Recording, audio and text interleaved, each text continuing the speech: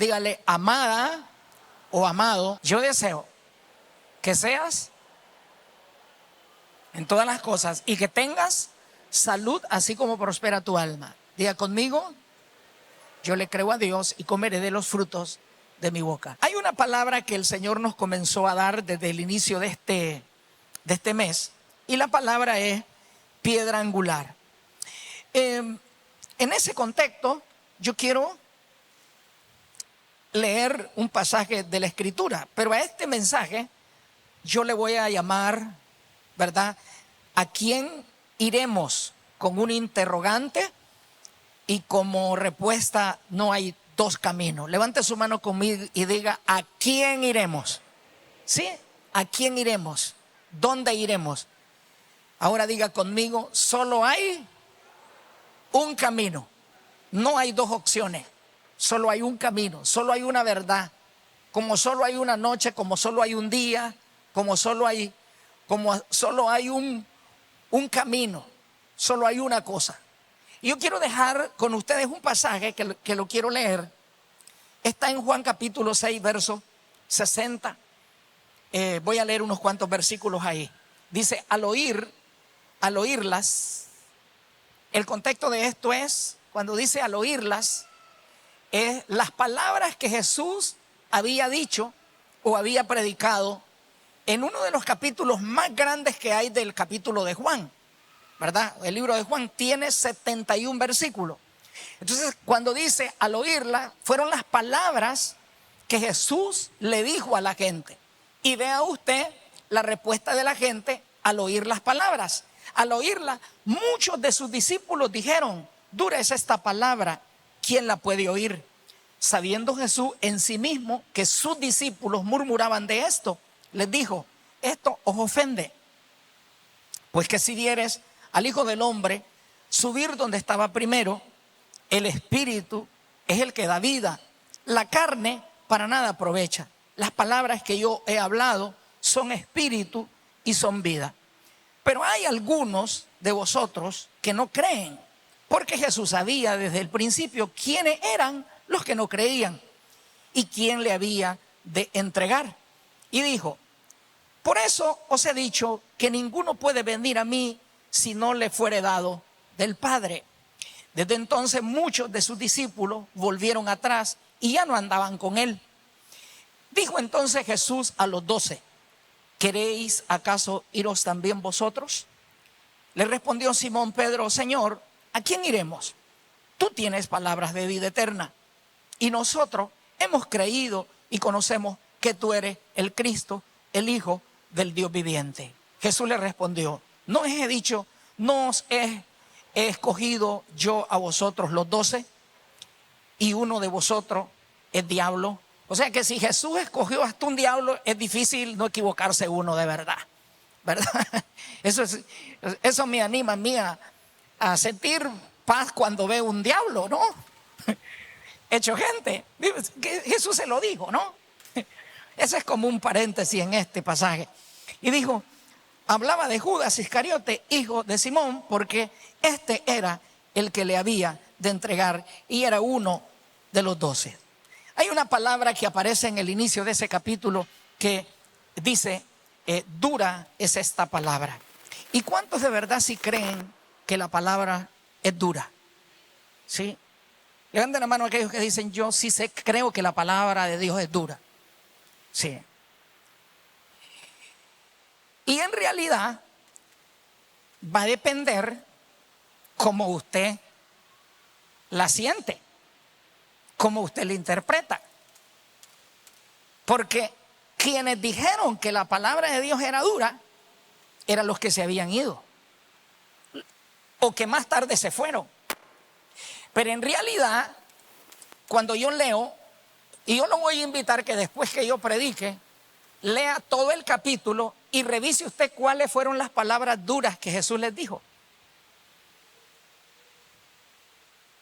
Y yo le pregunto a la gente y yo digo, ¿qué es lo duro de la palabra?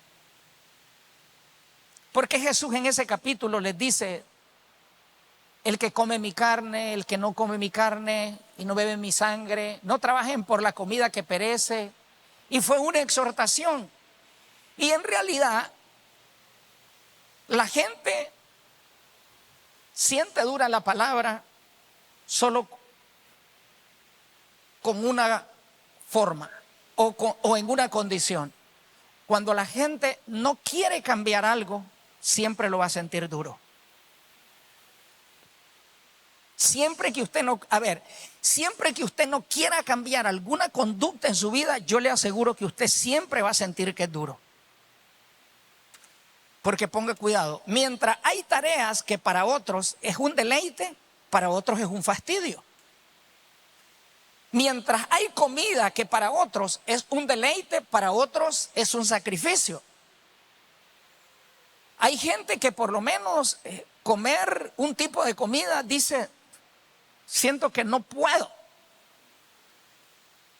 Entonces ponga cuidado, mire qué diferencia. Aquí hay un grupo de discípulos que dicen, dura es esta palabra. Y hay otro que allá está diciendo, Señor, tu palabra es como la miel. Entonces, ¿qué onda? Dice David, tu palabra es como la miel que destila del panal. O sea, mientras hay alguien que siente que la palabra de Dios es dulce, hay otro que la siente que es dura. Entonces, le dejo.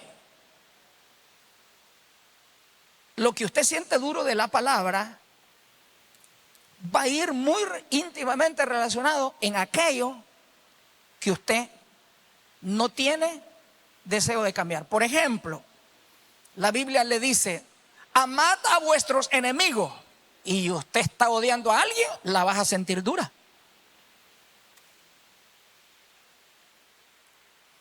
Y yo te puedo mencionar, puedo pasar perdonad a tu hermano 70 veces 7 y no has perdonado ni una, hermano, vas a sentir que es un purgante. Seguro. Te puedo pasar mencionando en este mensaje muchísimas escenas en el que cada vez que tú sientas la palabra dura, te vas a dar cuenta que es como cuando tienes un uñero. ¿Y sabes qué vas a decir? No sé por qué solo aquí me golpeo. Pues porque ahí es donde tenés el uñero, el resto no sentí nada. Es como una basura en el ojo. Te dejo ese pensamiento, revísalo. Dígale al que está a su lado, la palabra no es dura, el duro es el corazón.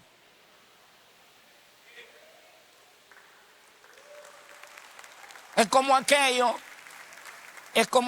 que dice en temas del matrimonio, dice la Biblia,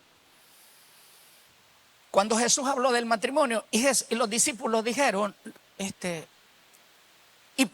le dijo, no los discípulos, fueron los fariseos los que le dijeron, ¿y por qué Moisés mandó a dar carta de divorcio y repudiar a vuestras mujeres? Y Jesús le dijo, eso fue por la dureza de vuestros corazones, dijo. O sea que el problema no era el matrimonio en sí. ¿O no ha escuchado usted también que duro es el matrimonio?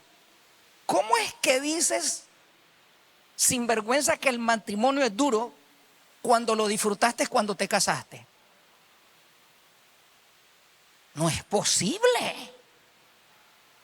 Esa es una degeneración decir que el matrimonio es duro.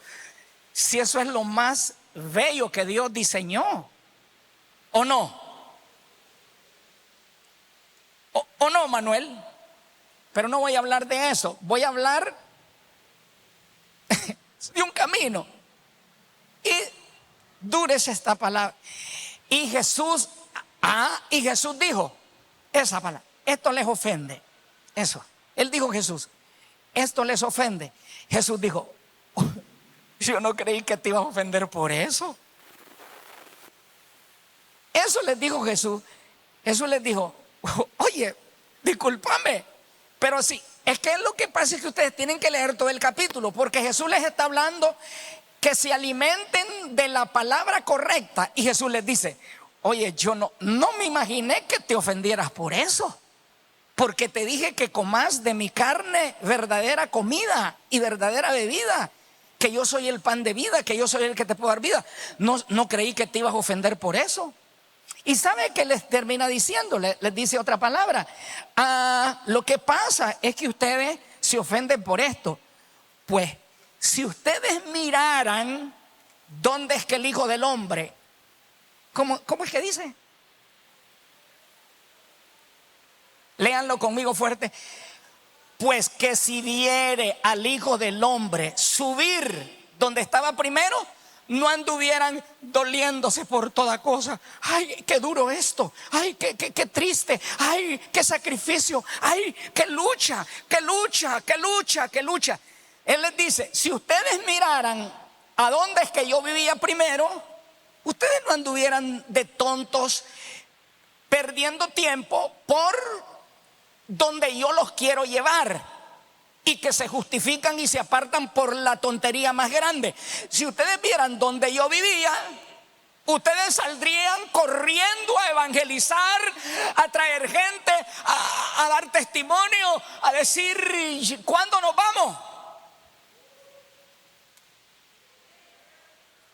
Eso es lo que Jesús les está diciendo. Si ustedes supieran, ¿sabe qué? Como que yo le dijera, ustedes no saben dónde quiero llevarlos.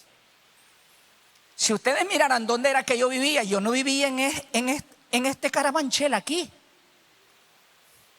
Hablando así. El lugar donde yo vivía primero, las calles son de oro. El asfalto de allá es oro. Y ahí quiero llevarlo. Pero ustedes están entretenidos. Y aquí le quiero dejar algo. 4 tipos de discípulos que siguen a Jesús. Los primeros son los que sigan a Jesús por la comida. Siempre va a haber interés, comida. ¿Qué te interesa hoy? ¿Qué te interesa mañana? Comida. Y hallándole al otro lado del mar, que está en este mismo capítulo, le dijeron, Rabí, ¿cuándo llegaste acá? Esa alegría era de mentira. Jesús les dijo, ya los identifiqué. Respondiendo Jesús les dijo, de cierto les digo, que me buscan no porque han visto las señales, sino porque les di el pan.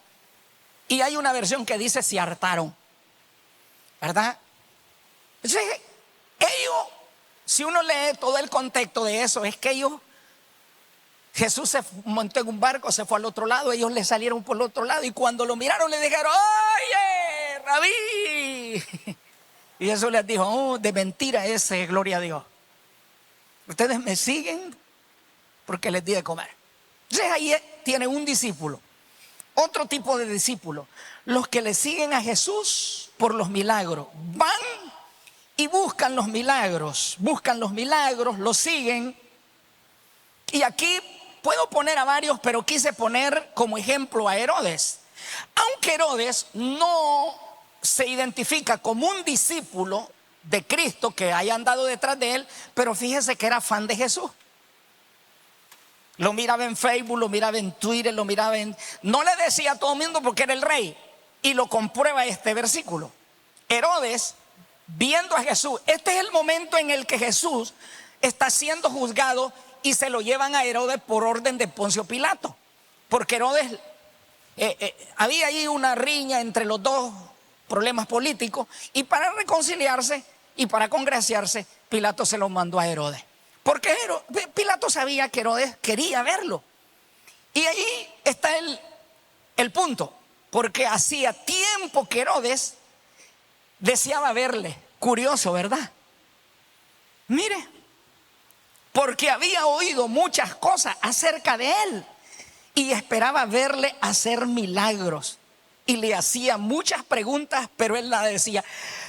Aquí Jesús no está para hacer milagros. Y estaban los principales sacerdotes y los escribas acusándole con gran vehemencia. Herodes con sus soldados le menospreciaron y escarnecieron vistiéndole de una ropa escarlata, y se lo volvió a enviar a Pilato. Y ahí termina. Pero el punto es, ¿qué era la motivación de Herodes querer ver a Jesús? Milagros. Y aunque ustedes no crean, hay gente que viaja a lugares, hay gente que va a cruzadas, hay gente que va a las noches de fe, y siempre la gente, algunos van y dicen, va a haber milagros ahí. Y va a haber un personaje que Dios lo usa y dice, va a haber milagros. Hay gente que levanta ministerios de milagros, porque lo que a él le fascina son los milagros. Son los milagros. Dice que, y que ahí y hay gente que sale de un lugar donde iba a haber milagros y dice, yo creí que iba a haber más milagros ahí. Dice, solo bullas, nada hubo. Dice, uno medio testificó ahí, yo no mire nada. Dice, creyentes que se congregan, los milagros. Y yo le puedo mencionar otros. El simonismo es un espíritu que persigue milagros y hasta los compra. El simonismo no es otra cosa que el espíritu de Simón. Vendeme de eso. ¿Cómo lo hace? El que le compró milagros, le quiso comprar milagros a Pedro. El simonismo es un espíritu que desea a la gente. Jesús llegaba a los lugares y la gente decía, el que hace milagros, Él es. Quiero ir. Y viaja la gente a lugares distantes y va porque Él quiere verlos. Sí. El otro tipo de persona es los que siguen a Jesús porque lo siguen por amor al dinero, el amor a las riquezas terrenales. Le leo. Dijo alguien, porque podía haberse vendido por más de 300 denarios y haberse dado a los pobres. Y murmuraba contra ella. Pero le dijo Jesús, déjala, porque la molestáis, buena obra me ha hecho. Entonces Judas Iscariote, uno de los 12, fue a los príncipes. Fíjense que curiosamente el mensaje se conecta de la conversación en que Jesús le reprocha a él de que deje a la mujer que está ofrendando para él. Y después de eso, entonces usted lee en secuencia y dice, y entonces después Judas fue a los principales sacerdotes para entregarle, y ellos al oírle se alegraron y dijeron, estamos esperando que alguien nos vendiera a Jesús y prometieran darle dinero. Y Judas buscaba la oportunidad para entregarle. Entonces vea, yo le pongo a Judas como uno de tantos, pero Judas, punto y aparte. Hay gente que va a una iglesia para que Dios lo prospere, para que Dios lo bendiga, porque dice que ahí le va bien a la gente, ¿verdad? Hay gente que incluso predica porque dice, fíjate que a los predicadores les va bien, dice.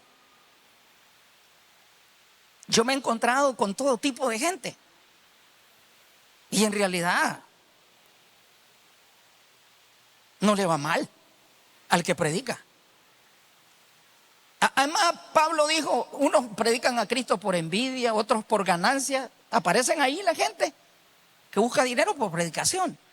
Pero aunque no fuera un predicador, va a la iglesia y él lo que busca es que Dios lo bendiga, porque ahí se mira bonito que la gente, después de haber andado en drogas, en alcohol, lo bendijo, lo prosperó, el Señor lo levantó, ¿o no?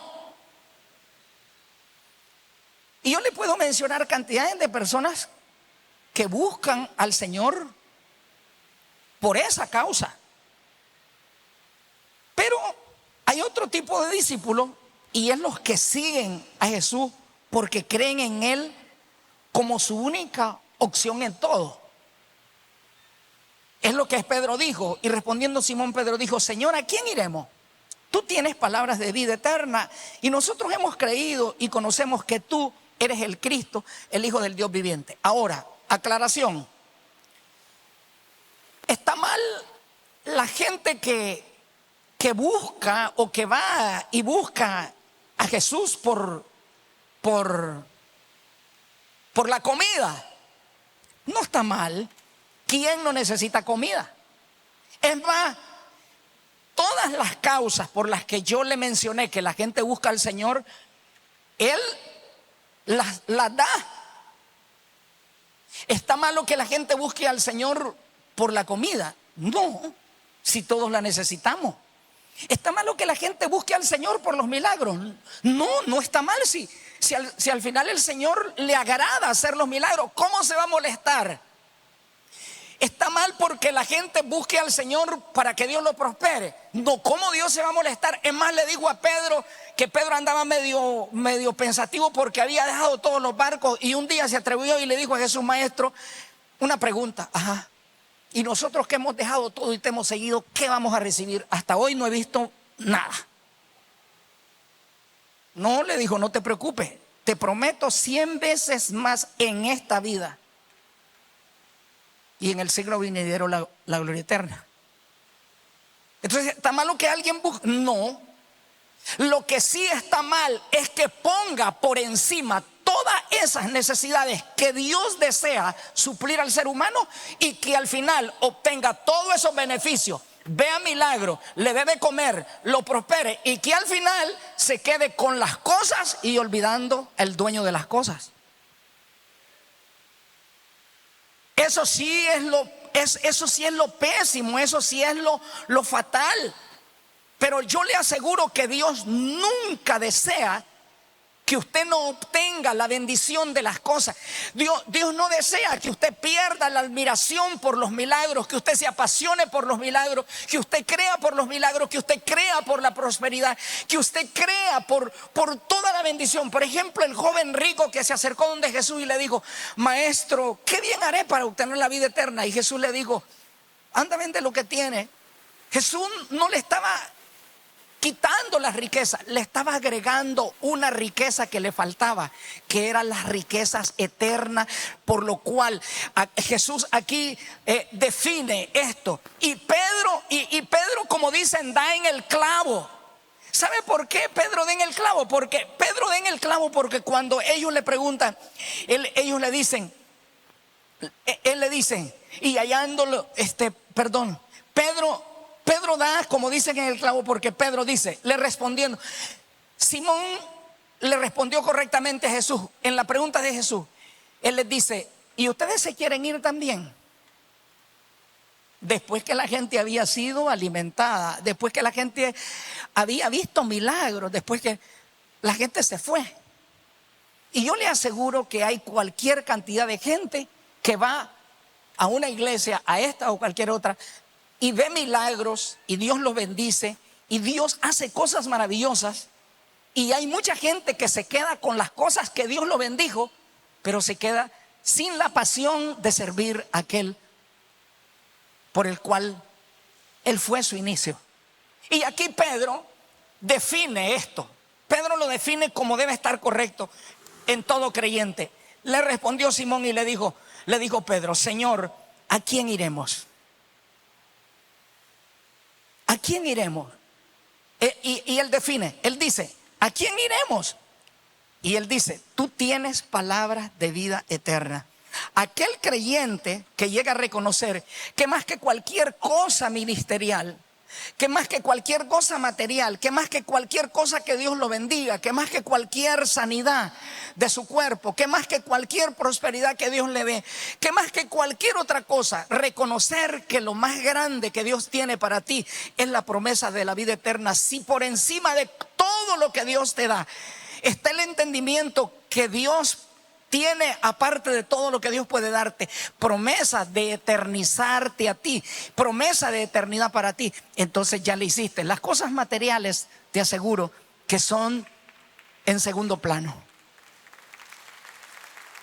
Y son, escucha esto, y son en segundo plano si las obtienes o aunque nunca las obtuviera, siempre van a quedar en segundo plano.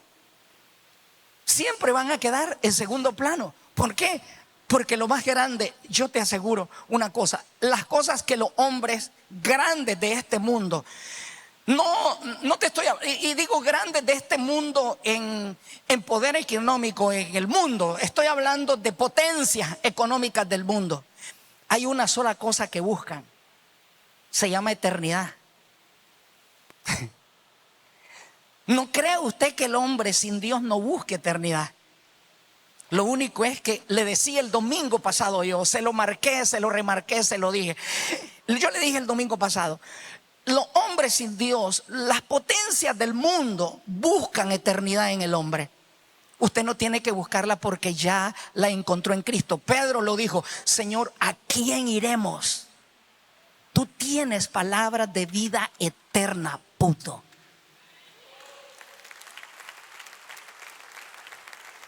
Ahora, repito, no lo desanimo para que no busque comida.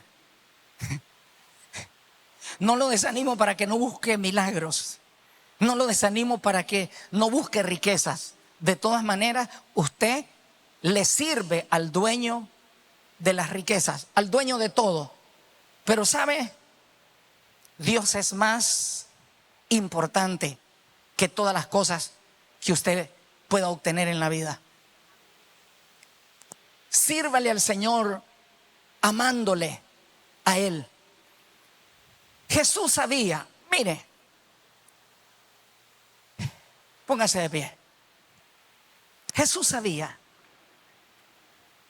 y escuche esto, Jesús sabía, y Él no solo sabía, Jesús lo sabe. Jesús sabe. Pero antes de decirle esto, yo quiero remontarlo a un escenario de Dios con su pueblo.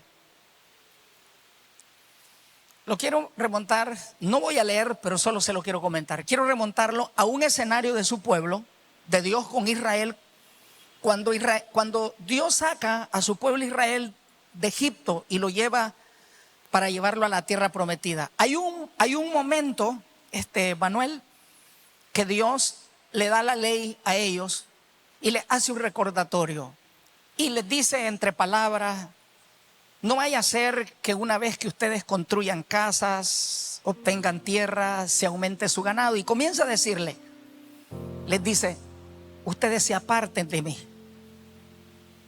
Y Él les dice, lo que Dios les dice a través de Moisés es: no se aparten de mí. Una vez que yo los bendiga, no se aparten de mí.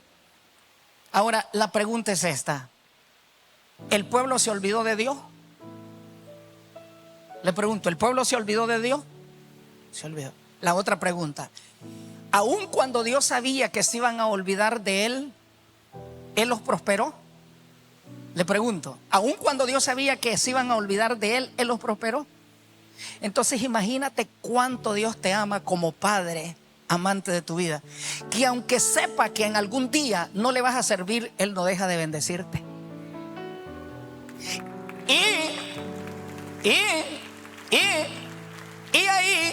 Y ahí, en esto que te estoy mencionando, hay gente que se equivoca y dice: esa es mentira, que dejando de servir al Señor no prospero. Yo me aparté del Señor y sigo prosperando. Dice, he escuchado gente que dice.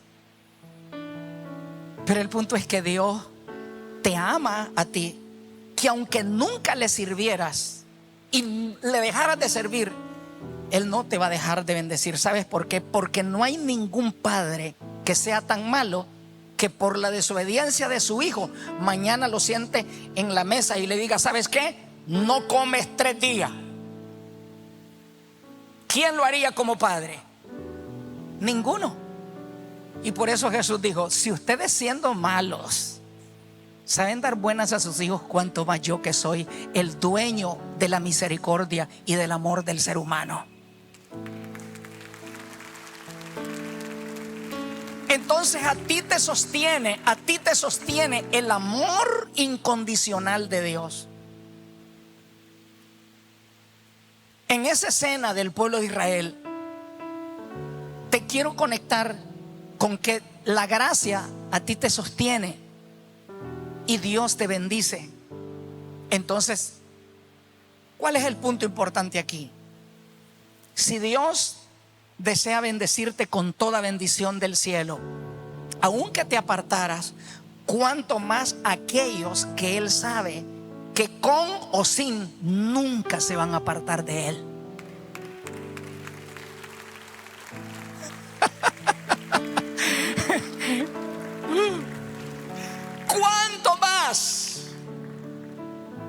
conocí el corazón de Pedro.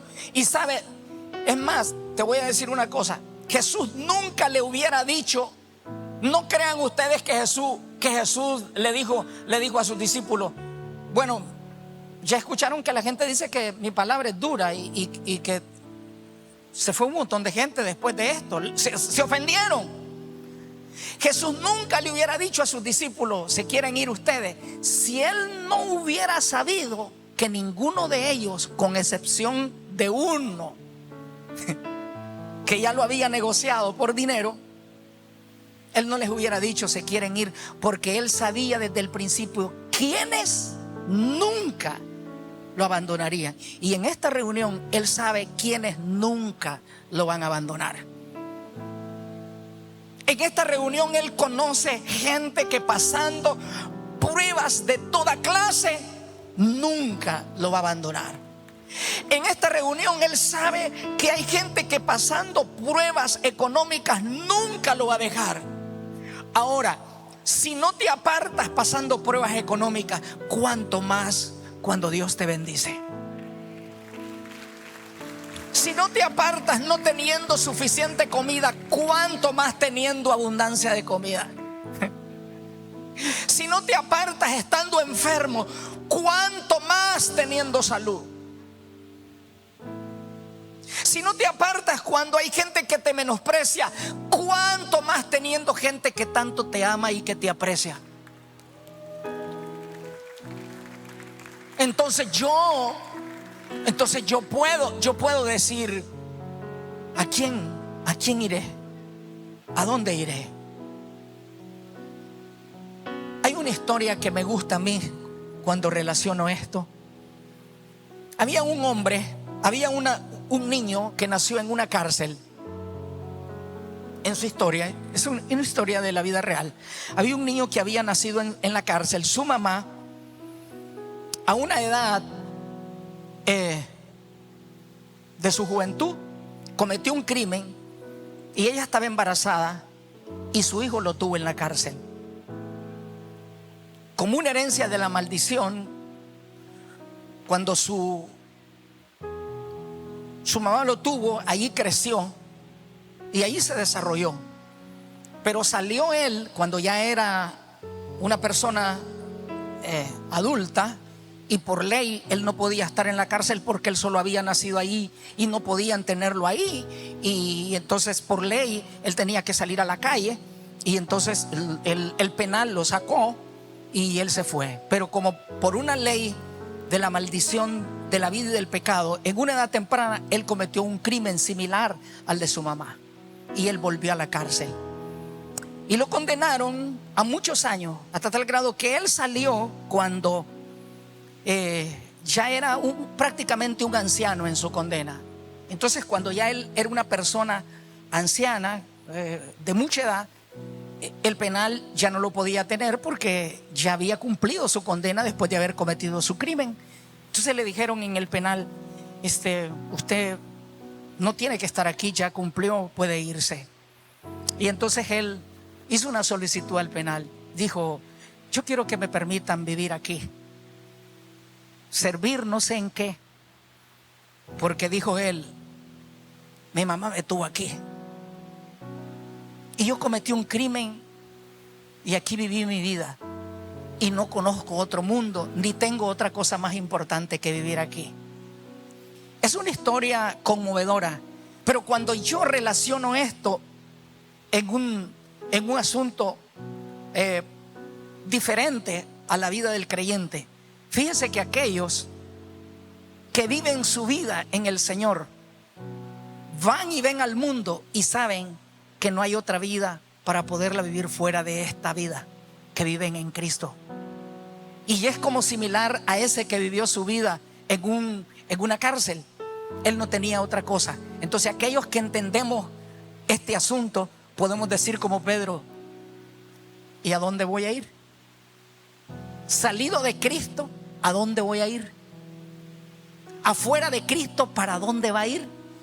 A ver, fuera de Cristo, ¿a quién va a adorar? Fuera de Cristo, ¿a quién le va a pedir? Fuera de Cristo, ¿a quién le va a pedir que lo sane, que lo prospere, que lo bendiga, que lo proteja, que lo llene de gracia? Fuera de Cristo, ¿a dónde va a ir? No puedo. ¿A quién iremos si el único que tiene palabras de vida eterna es Cristo? No tienes opción.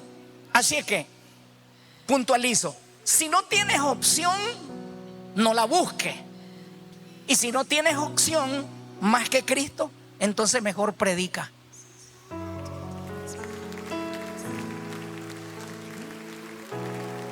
Si no tienes opción, entonces no la busque. Y si no tienes opción, entonces mejor predica. Mejor predica. Levanta tus manos. Padre, yo bendigo esta noche, Señor, que las personas que están hoy aquí, oh Dios, miraremos milagros.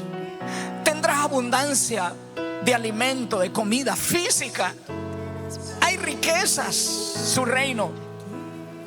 Pero nada es más importante que el dueño de las cosas. Dios mío, bendigo esta casa. ¿A quién iremos? ¿A quién iremos? ¿A quién iremos? ¿A quién? Dile un minuto. Si solo tú tienes palabras, ¿a quién iremos? Gracias. ¿A quién iré? Si solo tú tienes palabras. Predica. Dile a la gente que puede ser salva. ¿A quién iré? Si solo tú. No hay opciones. Ahí está fuerte. ¿A quién iremos? ¿A quién iremos? Si solo tú tienes palabras. ¿A quién iré? ¿A quién iré? Padre, en el nombre de Jesús. Si solo tú tienes palabras de vida. ¿A quién iré? ¿A quién iré? ¿A quién iré? ¿A quién iré? ¿A quién iremos? Palabras de vida. Palabras de vida. Palabras de vida. Levanta tus manos. Palabras de vida. Escucha esto. El Señor tiene para ti palabras de vida. Padre, donde quiera que se haya pronosticado escasez, Padre, donde quiera que se haya pronosticado muerte, Padre, donde quiera que se haya pronosticado fracasos, Padre, donde quiera que se haya pronosticado condenación, Señor, cancelamos eso y aclamamos al dueño de la bendición, al dueño de la abundancia, al dueño de la multiplicación. Aclamamos a Él y nos apropiamos de la vida. Nos apropiamos de la vida eterna. Padre, las personas que en esta reunión no han entregado su vida, hagan esta oración conmigo y dígale: Señor, esta noche yo recibo tu palabra como el recurso para obtener la vida eterna. Me arrepiento de mis pecados y te entrego mi vida, reconociendo, Señor, que tú eres el único camino, la única opción, el único que perdona, el único que salva, el único que me transforma. Ahora mismo, dilo conmigo, en casa, dilo: ahora mismo yo recibo a Jesús como mi Señor y como mi Salvador personal. Te recibo, Señor. Me arrepiento de mis pecados y reconozco